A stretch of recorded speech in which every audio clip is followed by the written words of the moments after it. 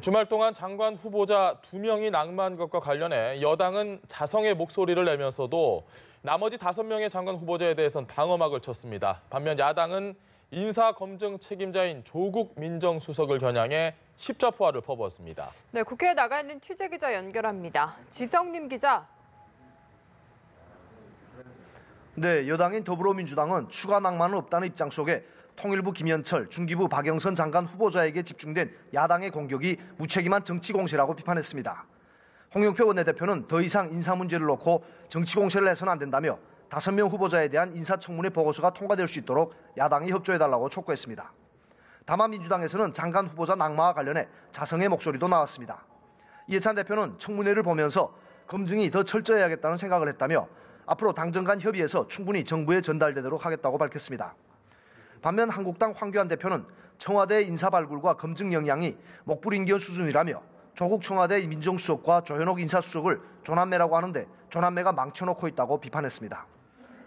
이어 인사 참극이 빚어지는 데 대해 대통령이 직접 국민에게 사과하는 게 도리라며 문 대통령은 조남매를 문책하는 게 국민의 뜻을 따르는 길이라는 것을 알아야 한다고 주장했습니다.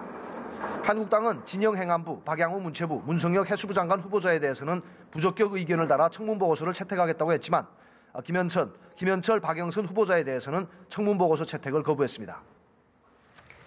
오늘부터 김학의 수사단이 본격 가동됐는데요. 여당은 한국당에 대한 압박을 강화하고 있고 야당은 이 사건과 관련해서 특검을 요구하고 있죠.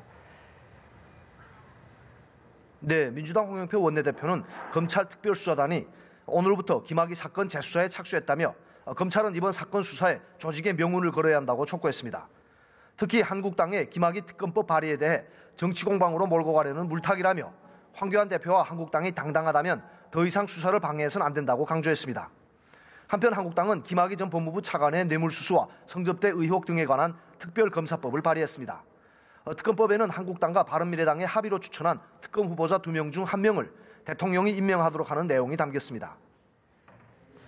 네, 직성님 기자, 이제 보궐선거가 이틀 앞으로 다가왔습니다. 여야 모두 막바지 표심 잡기에 총력전을 벌이고 있다고요? 네, 민주당은 보궐선거와 관련해 규정을 어기고 경남FC 축구경기장 안에서 유세를 해 무리를 빚은 한국당 황교안 대표에 대한 비판을 이어갔습니다. 민주당 서른 최고위원은 규정 위반을 마음대로 하는 몰상식한 태도라며 황 대표가 사지하는 정확한 자세는 남은 선거운동 기간 자숙하고 일체 선거운동을 중단하는 것이라고 지적했습니다. 이해찬 대표를 비롯한 민주당 지도부는 내일 통영에 내려가 마지막 선거운동에 나설 계획입니다. 한편 황교안 대표를 비롯한 한국당 지도부는 4.3 보궐선거를 이틀 앞둔 오늘 격전지인 창원에서 현장 최고위원회를 열고 막판 총력전을 펼쳤습니다. 황 대표는 회의에서 이번 보궐선거는 정권의 폭정을 심판하는 선거인과 동시에 창원과 통영의 경제를 살리는 선거라며 한국당이 두 지역 모두에서 승리해야만 무너진 지역 경제를 다시 살릴 수 있다고 주장했습니다.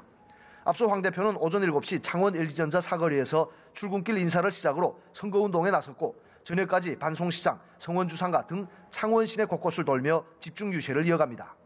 지금까지 국회에서 연합뉴스TV 지성림입니다.